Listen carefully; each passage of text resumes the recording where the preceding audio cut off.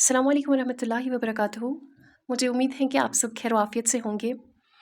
तो जैसा कि आपको पता है हम उर्दू ग्रामर पढ़ रहे हैं, तो उसमें हमने पहले 2 सबक पढ़ लिए।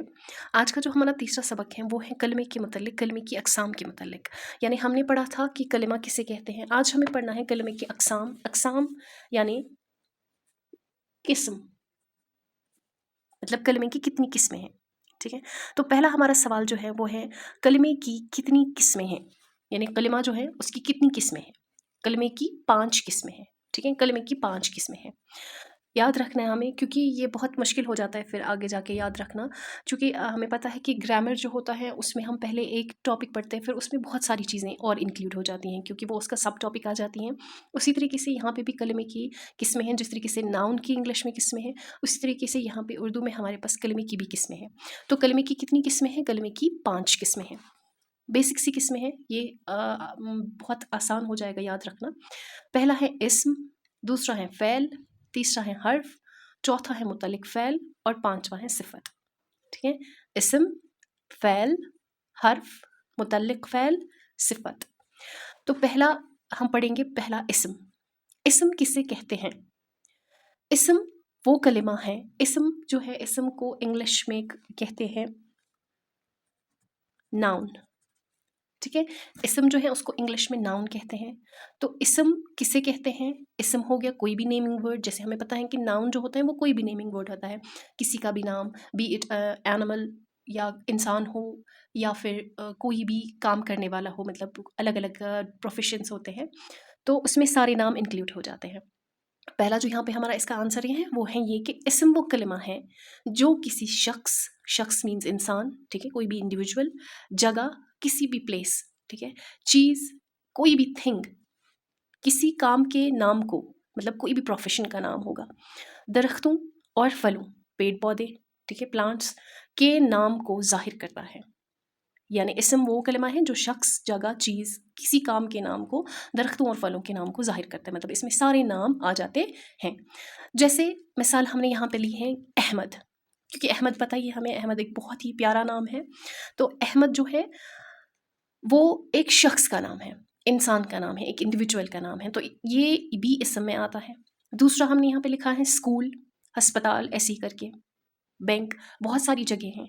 तो जगहों का नाम या किसी जगह का नाम, जैसे कि कहीं पे इंसान रहता है, लाल चौक, ठीक है, ऐसे करके जम्मू, ऐसे करके, ठीक, जो भी इसमें आ जाएंगे जगह में, ठीक है। उसके बाद कोई भी चीज़, मैंने यहाँ पे लिखा है कांगड़ी, क्योंकि अभी सर्दी का मौसम है तो यूज़ होती हैं, तो मैंने यहाँ पे लिखा है कांगड़ी। हम लिख सकते हैं कलम, जो हाथ में है मेरे, ठीक है, या हम लिख सकते हैं, हमारे पास बहुत सारी चीज़ें हैं जैसे किताब, ठीक है, ऐसे करके बहुत सारी चीज़ें जो आती हैं हमारे पास। उसके बाद प्रोफेशन का नाम मैंने बोला था यहाँ पे, किसी काम के नाम को ज़ाहिर करे, दर्जी, टेलर, हाँ, जो हमारे कपड़े सीता है, या हम लिख सकते हैं यहाँ पे डॉक्टर, यहाँ पे लिख सकते हैं हम उस्ताद या टीचर, यहाँ पे लिख सकते हैं हम नर्स, बहुत सारी प्रोफेशंस जो भी हैं यहाँ पे, ठीक है। या मैंने फल का नाम लिखा है यहाँ पे अखरोट, सेब का दरख्त, पेड़ पौधे वगैरह जो भी इसमें आ जाता है, ठीक है। उसके बाद आ जाता है जी हमारा दूसरा क्वेश्चन, जो है कि फ़ैल की तारीफ़ कीजिए, माअ मिसालें दीजिए। माअ मिसालें मतलब होता है कि इंक्लूडिंग एग्ज़ाम्पल्स, जिसमें एग्ज़ाम्पल्स भी इंक्लूड हो जाएंगे। तो फ़ैल की तारीफ़ हम करेंगे यहाँ पे कि फ़ैल वो कलिमा है जो किसी काम के करने को ज़ाहिर करें और उसमें कोई ज़माना पाया जाए, यानी कोई भी एक्शन दिखाएगा, क्योंकि फ़ैल जो है उसका इंग्लिश नेम जो है दैट्स वर्ब, ठीक है। वर्ब हमें पता ही है, जो वर्ब होता है वो होता है किसके लिए यूज़, एक्शन, ठीक है। वर्ब में आ जाते हैं एक्शन, कोई भी हरकत जो हम करते हैं, हरकत मीन्स की मूवमेंट, कोई भी जो हम करते हैं, जैसे jumping, walking, playing, sitting, standing, etcetera etcetera, ठीक है। तो यहाँ पे क्या आ जाता है कि फ़ैल वो कलिमा है जो किसी काम करने को जाहिर करे, मतलब किसी बंदे ने कोई काम किया, मैंने पढ़ा, ठीक है, मैं पढ़ रहा हूँ, पढ़ रही हूँ, तो ये सारी चीज़ें इसमें आ जाएंगी। और इसमें क्या होता है कि हमें इससे ये भी पता चलता है कि बंदे ने अगर कोई काम किया तो किस वक्त में किया, कल किया था, आज किया, कि आने वाले कल में करेगा। जैसे एग्जाम्पल्स हमने यहाँ पे ली है, मसलन वो रोज़ वर्जिश करता है, ठीक है। कोई बंदा है जो कि क्या करता है, रोज़ वर्जिश करता है, मतलब कसरत करता है, एक्सरसाइज करता है, तो रोज़ यहाँ पे वो वर्जिश करता है, वर्जिश करना उसका जो है वो है एक्शन, ठीक है, क्योंकि उसमें उसकी मूवमेंट हो जाती है, बॉडी मूवमेंट हो जाती है। तो उसके बाद दूसरा, मैं कल स्कूल जाऊँगा, जैसे हमने यहाँ पे पढ़ा कि ज़माना भी इसमें पाया जाता है, ज़माना मीन्स कि टाइम, ठीक है। तो यहाँ पे ये बता रहा है कि मैं स्कूल जाऊँगा, लेकिन कब जाऊँगा, कल जाऊँगा स्कूल, तो जाऊँगा ये आ रहा है सीधे कि ये कल करेगा ये काम, ठीक है। तो ये चीज़ें यहाँ पे आ जाती हैं फ़ेल में। उसके बाद आ जाता है हमारा हर्फ, ठीक है। हर्फ हर्फ का इंग्लिश नेम जो है दैट इज़ प्रीपोजिशन, ठीक है। प्रीपोजिशन हर्फ की वजाहत कीजिए। चूँकि हमें पता ही है जो प्रीपोजिशन है वो यूज़ होता है कि अगर हमारे पास कोई नाउन और फ़ेल होता है, यानी नाउन और हमारे पास होता है वर्ब, उसको जोड़ने में वो हमें हेल्प देता है।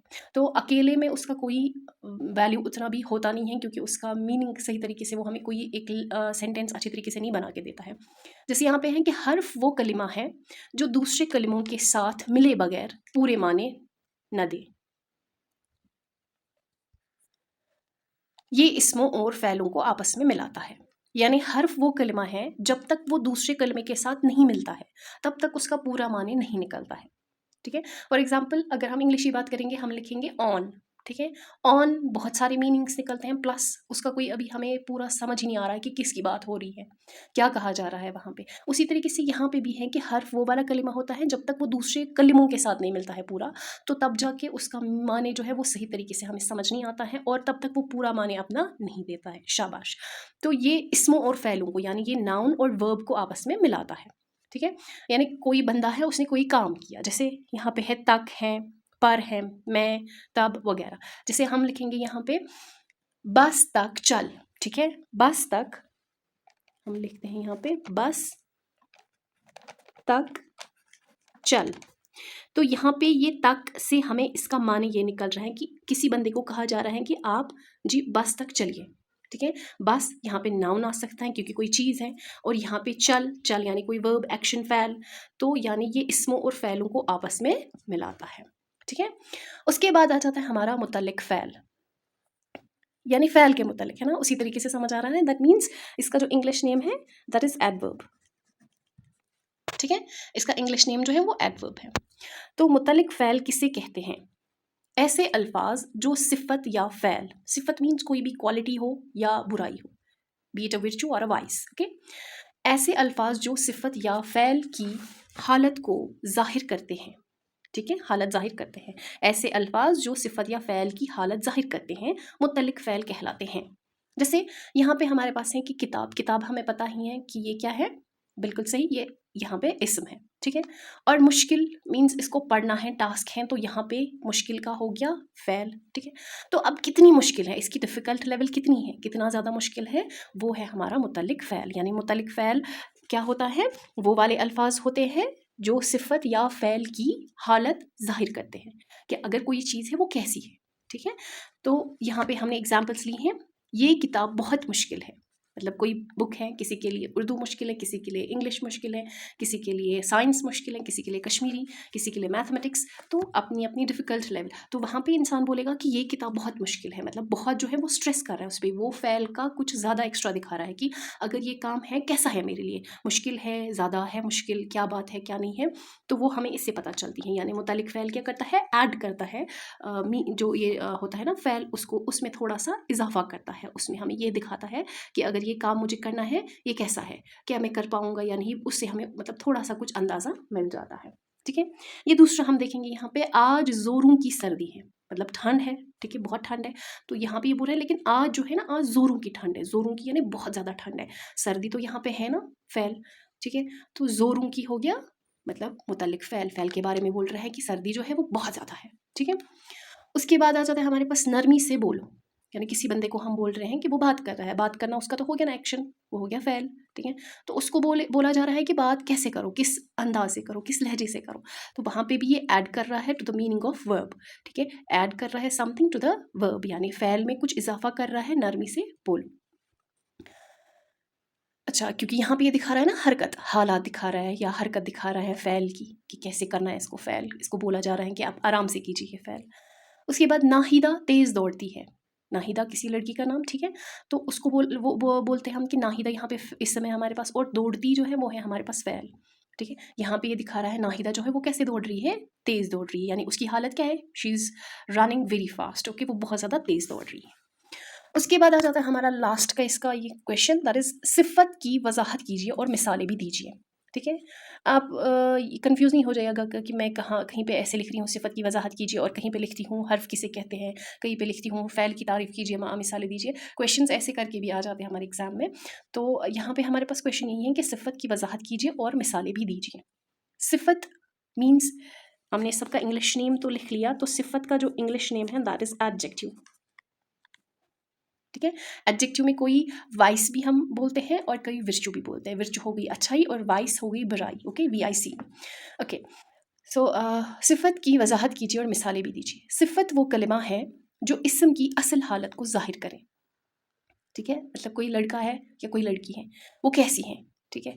कोई चीज़ है हमारे पास, वो कैसी है? ठीक है? टूटी है, सही सलामत है, क्या चीज़ें हैं? वो सारी चीज़ें इसमें आ जाती हैं।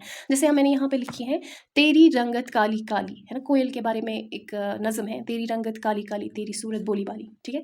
तो यहाँ पे तेरी रंगत काली काली, मतलब कोयल को बोल रहे हैं कि कैसी उसकी रंगत है, यहाँ पे दिखा रहा है कि उसकी रंगत कैसी है, उसकी क्वालिटी क्या है उसमें, कि वो काले काले रंग की होती हैं। उसके बाद ही इसमें ऐड है दूसरा, तेरी सूरत भोली भाली, यानी उसकी सूरत बहुत प्यारी मासूम सी होती है। ठीक है?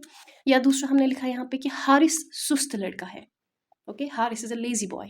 ठीक है? तो वो बहुत सुस्त लड़का है, यानी हम यहाँ पे बता रहे हैं कि हारिस जो है वो सुस्त लड़का है। ठीक है? आलसी है। अच्छा, यहाँ पे दूसरा, वो भूखी औरत है। औरत है, कैसी है? मतलब हमने यहाँ पे बोला ना कि सिफ़त वो कलिमा है जो इस्म की असल हालत को ज़ाहिर करता है, मतलब कैसा है वो इस्म अगर है वो कैसा है, कैसी है। यहाँ पे बोल रहे हैं वो भूखी औरत है, वो औरत जो है वो भूखी है। ठीक है? उसके बाद ये मीठे सेब हैं।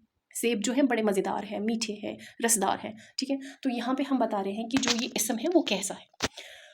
मुझे उम्मीद है इंशाल्लाह आपको ये वाला टॉपिक भी क्लियर हुआ होगा अच्छे से। अगर आप चाहते हैं मैं और ज़्यादा वीडियोस लेके आऊँ, या कोई आपका क्वेश्चन होता है या आपकी कोई सजेशन होती है, प्लीज़ कमेंट सेक्शन में ज़रूर लिखिएगा और लाइक शेयर और सब्सक्राइब ज़रूर कीजिएगा। बाकी आने वाले वीडियो तक अपना ध्यान रखिएगा। अल्लाह हाफ़िज़।